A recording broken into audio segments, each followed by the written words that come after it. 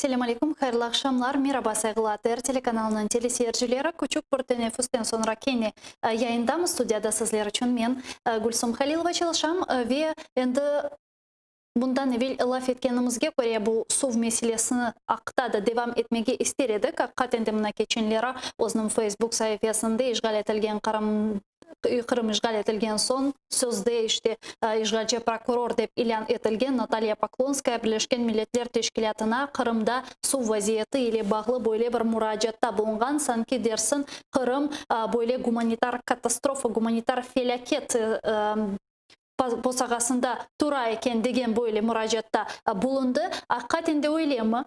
Bizim muhbirlerimiz küçük bir levha hazırladılar. Kırım'da suv ile vaziyet neden ibaret? Geliniz beraberlikte dinleyin. Я ждал этого времени час-два, уже много воды утекло, много воды стекло, и в итоге что я должен набрать себе на следующий день, с чего я должен пить воду? Брудна, смердюча і та по кілька годин на добу. Так окупаційна влада Криму вирішила обмежити постачання води для людей. В понад 3 десятки населених пунктів центрального Криму її подають за графіком 5 годин зранку і 3 ввечері. Втім, навіть з таким режимом з кранів у кримських оселях тече рідина подекуди брунатного кольору із неприємним запахом. Керівник єдиної компанії водопостачальника окупованого Криму «Вода Криму» Володимир Баженов не приховує. Вода ставатиме дедалі гіршої якості. Качество будет снижаться с каждым днем, потому что чистую воду из водохранилища мы отбираем, а муть в нем остается. Поэтому ил все равно в водохранилище остается, а чистой воды делается все меньше, меньше, меньше.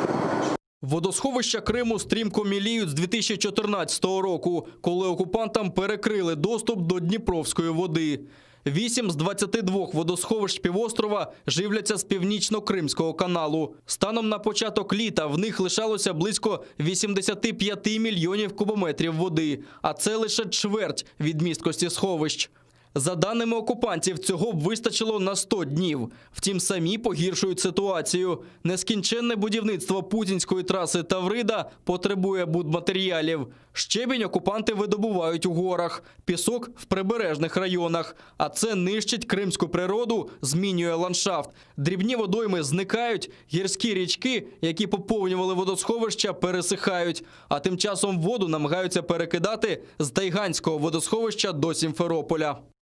Вот эта вот их операция, которую они называют перекачкой из пустого в порожное, это, например, водохранилище Тайган, оттуда продвинули какие-то трубы и закачивают вот в это высохшее русло Симферопольского водохранилища.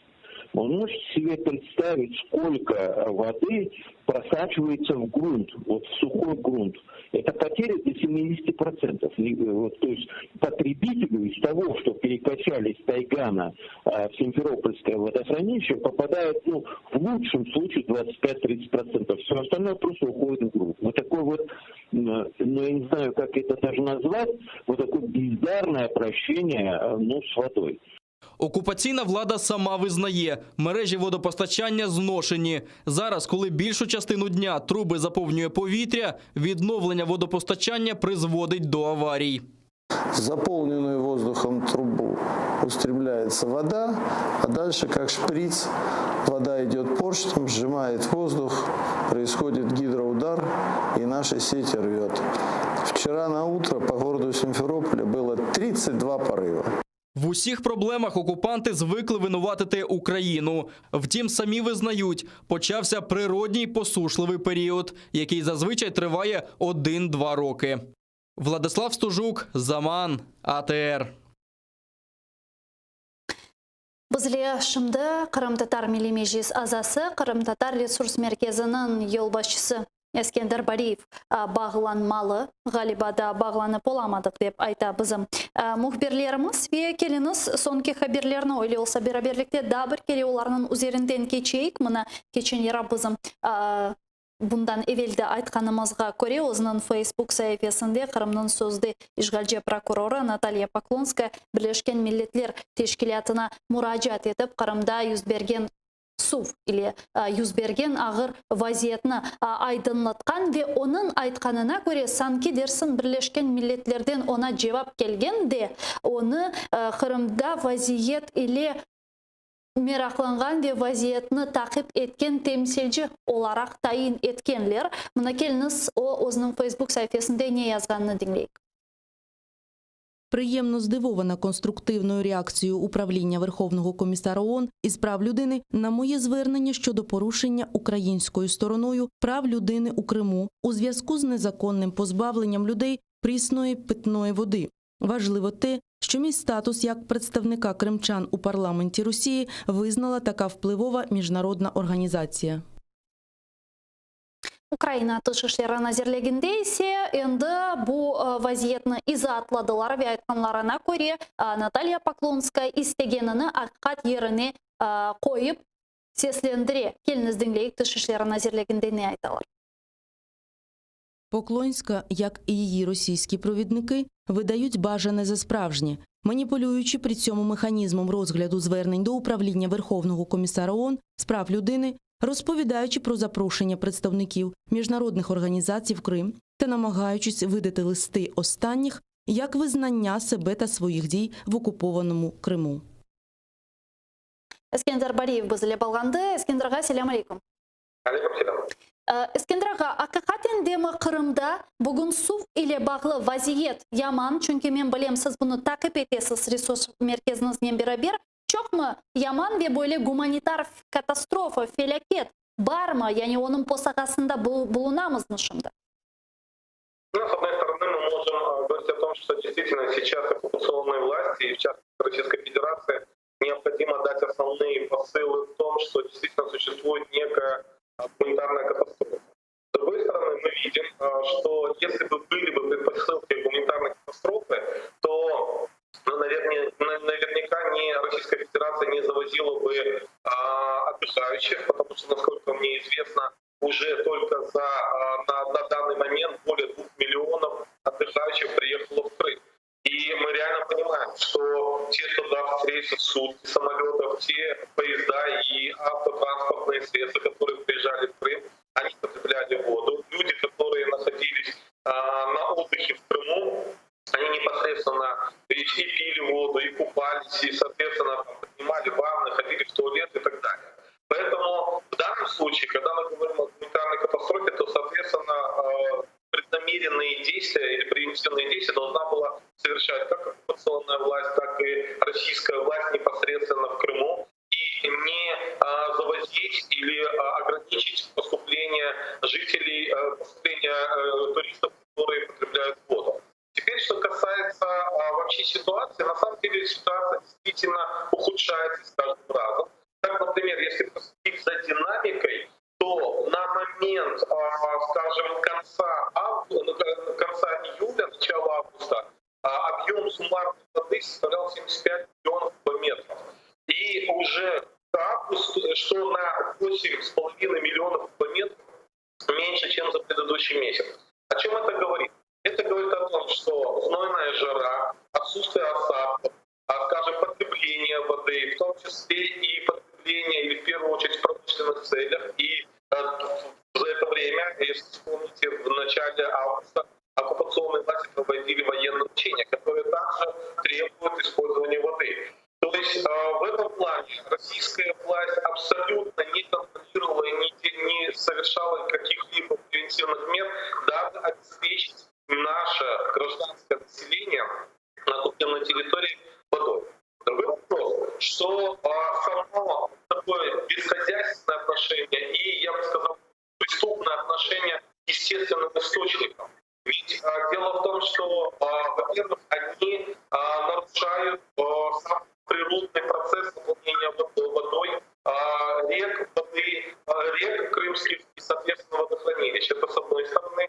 С другой стороны, они начали уже на протяжении длительного времени выкачивать воду из, я бы сказал, из золотого запаса воды. Это линза, которая находится, пресной воды, которая находится непосредственно в Нижнегорском и Джанкойском районах. Дело в том, что еще в советские времена, в 70-е годы, а потом в украинские времена,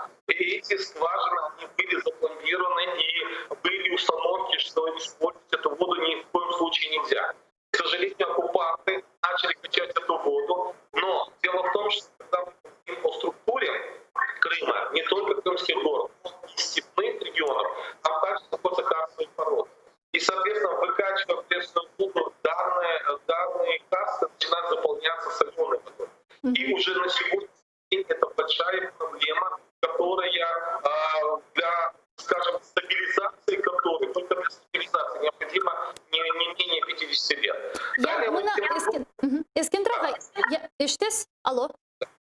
Алло, иште- Я бұл Поклонскаяның сізін түшінжеңізге көре Бірлешкен Миллетлер Тешкілятына мұражаты. Сонда Бірлешкен Миллетлер Тешкілятының она берген жауабы бұл недір? Насыл бақасыз бұл меселге? Асында Бірлешкен Миллетлер олар айта, біз Қырым işgalini қабыл етмейміз, біз Украина бүтінлігіне қол тұтамыз, мәліматларыны бұл резолюцияларға көре біздерге беріңіз, біз бақармыз вейләхи олар сағылсынлар бұларны қайдеттілер өзлерінің месачларында, бұны айтмақ керек. Ama aslında cevap vermek gerek mi сепаратистlerге?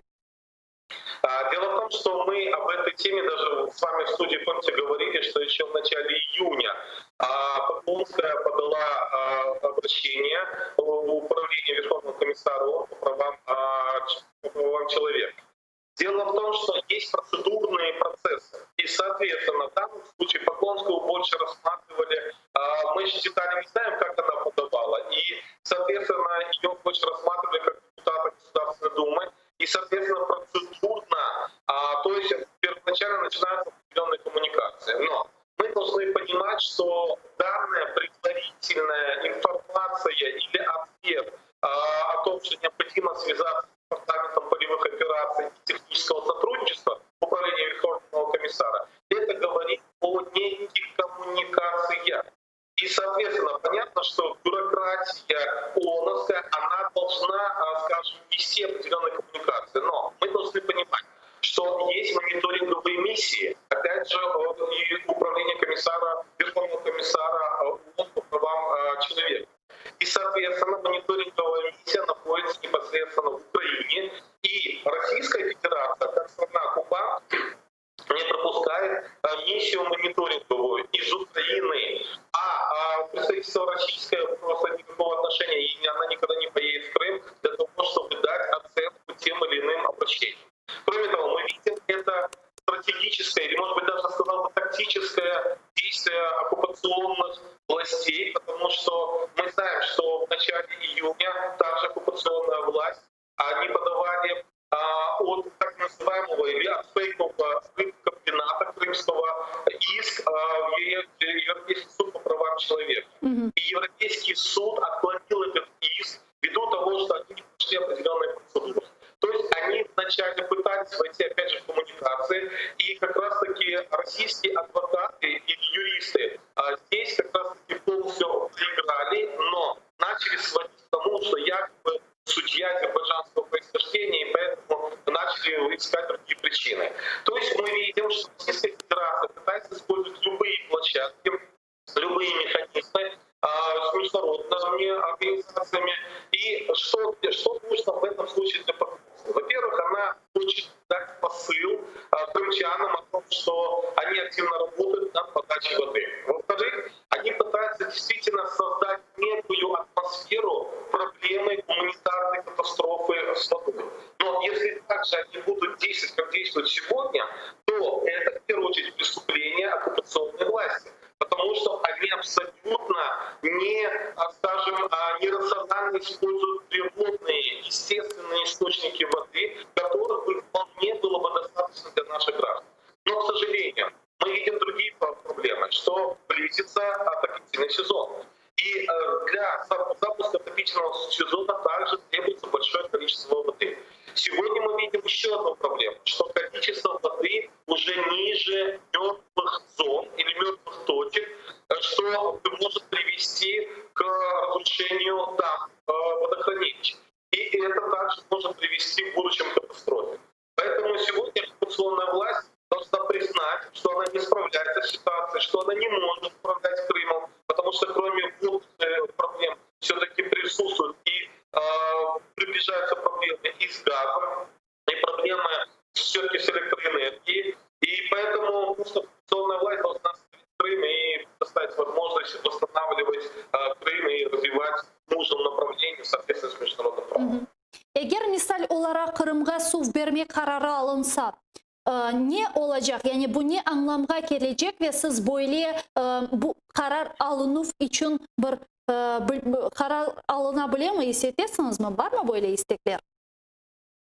Дело в том, что действительно это очень сложный вопрос. сложная в том плане, что то, что происходит сегодня в Крыму, в том числе и процессы расчистки русла Северо-Курильского канала, это дает определенные предпосылки, что Россия готовится к подаче Днепровской воды. Другой вопрос, что вопрос. Либо есть какие-то кулуарные договоренности с украинской властью, но тут не должно дать украинское общество, и мы в том числе. С другой стороны, вопрос Б. Возможно, Россия планирует использовать в том числе и силовой способ, дабы достичь, будь то это диверсионные какие-то действия, взрыв дамбы на территории Каховского водохранилища, или это прямая агрессия, то, соответственно, компетентные органы Украины должны обеспечить безопасность и защиту своей территории. Поэтому здесь мы должны понимать, что вопрос воды — это очень важный инструмент для деоккупации Крыма. И поэтому сегодня мы четко понимаем, и сегодня мы говорим о том, что для того, чтобы наши граждане получили питьевую воду и могли пользоваться в бытовых условиях, ее все-таки еще достаточно. Другая проблема в том, что для промышленности и для военных нужд у Российской Федерации уже сегодня воды нет. И с каждым разом, когда она будет продолжать такие действия, конечно же, ситуация будет ухудшаться. Çok sağ olunuz Eskender ağa. Bizle bağlanğanız üçün Eskender Bariyev, Kırım Tatar Milli Meclis azası ve Kırım Tatar Resurs Merkezi'nin yol başçısı bizle canlı bağda edi. Men ise yayınıma devam edeyim ve Rus tiline geçmek isteyeyim. Çünkü bizle gelecek musafirimiz bağlandı и продолжаем наш эфир. С нами сейчас связалась украинский политик, гражданский деятель, журналист Ганна Гопко. Ганна, здравствуйте. Доброго вечера. Добрый вечер. Ну вот сейчас с Эскендер Бариевым мы обсуждали новость, которая появилась вот вчера на своей странице Facebook. Бывший псевдопрокурор Крыма Наталья Поклонская заявила, что структуры ООН якобы признали ее статус как представителя Крыма и предложили сотрудничество по возобновлению туда подачи воды. И в Министерстве иностранных дел Украины уже опровергли это заявление сепаратистки о будущем сотрудничестве. И реакция МИД, собственно, не заставила себя долго ждать. Замглавы ведомства Эмине Джапар опровергла заявление и сказала, что та выдает желаемое за действительное. Как вам видится эта история? Это очередная российская пропаганда, атака или что? Насправді це такий штучно придуманий вкид для того, щоб показати, що Росія має якісь успіхи дипломатичні в тому, щоб фактично легалізувати свою окупацію. Хоча ми знаємо чітку позицію ООН з 2014 року, коли була прийнята резолюція і 100 держав підтримало про територіальну цілісність і суверенітет України. Потім були резолюції ООН, які визнали чітко, що Росія держава-окупант, яка тимчасово здійснює окупацію Криму. І, зокрема, були там в одній з статей резолюції зобов'язання допустити на територію Криму моніторингову місію з прав людини. Але з погодженням з Україною і дозволом мандату цієї місії. Тому мені здається, що Російська Федерація, в якої, за висловом колишнього прем'єр-міністра Медведєва, «денег нет, но ви держитесь», для Криму, вони намагаються в різний спосіб зараз тестувати на реакцію. Тим більше питання води. Ми бачили, скільки було спроб, зокрема, і від українських чиновників подивитися, як відреагує українське суспільство на подачу води в Крим. Скажите, а вот почему бы действительно, вот уже прошло 6 лет, и почему бы Верховному комиссару ООН Мишель Бачелетти действительно не приехать в Украину, не поехать на административную границу с временно оккупированным Крымом, не сказать, что вот я та-та-та, и не заехать в Крым, да, и увидеть действительно, что там творится с правами человека? Что для этого нужно? Насправді, коли в Україну здійснював свій візит перший тільки після призначення генсек якраз ООН, пан Гутєреш, це, здається, був 2016 рік, тоді обговорювалося, зокрема, це питання. Я знаю, що Українське Міністерство закордонних справ уже готове презентувати стратегію деокупації Криму. І однією з складових якраз і може бути ця ідея, про яку ви говорите. Але я хотіла б нагадати, коли був візит представника Ради Європи і той звіт, за результатами візиту не дуже відповідав правді, тому що хотілося деяким європейським представникам і нашим, і вашим прислужитися, щоб мати можливості і надалі їздити в Крим. І очевидно, зважаючи на те, що Україна бореться за звільнення полонених, політичних бранців Кремля, які знаходяться і в окупованому тимчасово Криму, то питання того, щоб була доступ міжнародної спільноти, в яких умовах вони перебувають, всі ці справи сфабриковані. І я дуже сподіваюся, що по акту Магнітського правоохоронці, судді, які сфальсифіковували ці справи, вони понесуть відповідальність так само, як через арешт майна і через заборону в'їзду членам їхніх родин в цивілізований світ. Тому я сподіваюся, що зараз, маючи Еміне Джапарову в МЗС як першу заступницю, зокрема і Сергія Кислицю як нашого представника України при ООН, ми можемо говорити, зокрема, і про такий якийсь формат, але будучи обережними, щоб здійснення цієї місії було погоджено повністю з Україною, і щоб комісар мав можливість насправді побачити, що там відбувається, а не те, що Росія намалює потьомківські села і покаже, що насправді не така страшна ситуація з порушенням прав людини, з терором, який здійснюється проти активістів, кримських татар. Мгм. Видите ли вы сегодня предпосылки возможной подачи воды в оккупированный Крым? Если да, что это будет означать? Ні, я не бачу жодних, тому що Росія як держава-окупант, відповідно до всіх міжнародних зобов'язань, це їхня відповідальність. І Україна не може йти на ці поступки, очевидно, тому що це порушення і міжнародного права, це зрада наших національних інтересів. І, очевидно, Росія, яка продовжує здійснювати мілітаризацію Криму, і їм потрібна вода не так, як вони говорять, з гуманітарних питань для підтримки людей. Ми прекрасно розуміємо, який мотив Російської Федерації, і зважаючи на підготовку і військових навчань, Кавказ-2020, і те, що Путін в липні з'їздив в Крим і, зокрема, брав на участь в судноплавному заводі, де будуть нові там бойові кораблі. Ми знаємо, що в них є вже ракети, які здатні там дальності. Тому, ви розумієте, на фоні такої посиленої мілітаризації Криму іти на будь-які поступки є абсолютно неприйнятним. Угу. Ну вот вы сказали зрада, вот зрадой еще назвали недавние заявления Витольда Фокина, представителя украинской делегации в трехсторонней контактной группе в Минске, который в своем неоднозначном интервью интернет-ресурсу «Страна.ЮА» заявил, что Донбасс надо наделить особым статусом и провозгласить всеобщую амнистию. В офисе президента уже открестились от заявлений Фокина. Андрей Ермак заявил, что отдельные комментарии заместителя руководителя украинской делегации в Минской трехсторонней контактной группе Витольда Фокина не отражают официальные позиции Украины. А как вы отреагировали на заявление Фокина? Что это все означает, по-вашему? Ну, насправді, президенту Зеленському треба, мабуть, не тільки Фокіна звільняти, але й пана Єрмака, тому що Фокін і Кравчук, вони можуть бути громовідводами, які тестують суспільну реакцію для того, щоб подивитися, на які поступки може піти влада і що це електорально не дасть їм якихось втрат. Тому що, на жаль, Зеленський рейтингоорієнтований, і вони будуть дивитися, чи такі ідеї проходять чи ні. Але такі поступки, зокрема ці заяви, коли їх кожен раз повторювати, і якщо немає швидкого відторгнення суспільного, а можна їх знову вкидувати і готувати суспільство, особливо коли в Україні кремлівські телеканали все більше заполонюють інформаційний простір, то, очевидно, Росія в такий спосіб готує собі інформаційний ґрунт для подальших поступок уже української держави руками не просто таких переговірників, а тими, хто за ними стоять.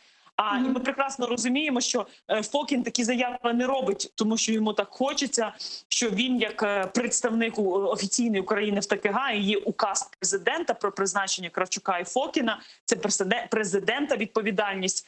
І тому Зеленський повинен зрозуміти нарешті, що без чіткої стратегії, без того, щоб за столом хоча б щоб йому пояснили, знаєте, базу, основу всіх перемовин, мали би сидіти люди, як там Оля Айвазовська, як, наприклад, колишній міністр Клімкін, як Євген Марчук, і абсолютно інший склад учасників, які можуть вести перемовини, не зраджуючи наші інтереси, роблячи вкиди. І ви знаєте, коли посол Канади Роман Ващук, колишній посол в Україні Канади, відреагував і сказав, що це певна, знаєте, нісенітниця в міжнародній практиці, коли людина, яка представляє українську державу, фактично грає проти інтересів, як переговірник, власної держави.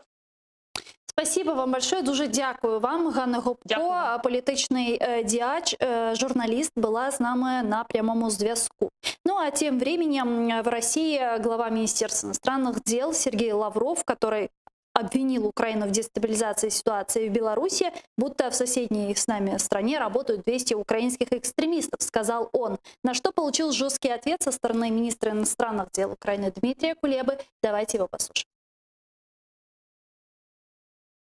Не хочеться навіть коментувати цю маячню, але в рамках боротьби з російською дезінформацією чітко буквально 5 тез по темі. Перше. 200 українських екстремістів, яких Україна начебто направила до Білорусі для дестабілізації ситуації, і табори з підготовки екстремістів в Україні є плодом хворобливої фантазії тих, хто надав такі дані моєму російському колезі Сергію Лаврову. Друге. Україна не вела, не веде і не вестиме жодної підривної діяльності проти Білорусі. Третє. Росія навпаки заявляє, що вже направила деяких своїх фахівців до Білорусі і готова направити їх ще більше. Четверте. Намагання Росії представити своїх зелених чоловічків в Білорусі як українських екстремістів – це дешевий і програшний трюк. І головне, воістину, як каже прислів'я, злодій кричить «Тримайте злодія». Співголова громадського об'єднання «Права справа» Дмитрій Снігирьов з нами зараз на прямому зв'язку. Пане Дмитрий, вітаю вас. Добрый вечер. Добрый вечер, да. Как бы вы прокомментировали заявление Лаврова? Ви знаєте, це дійсно безглузда маячня, яку не варто коментувати. На менше з тим я хотів би зауважити, єдине зробити акценти на тому, що Російська Федерація скористувалася тією ситуацією щодо так званої провальної операції з ПВК приватної військової компанії «Вагнер».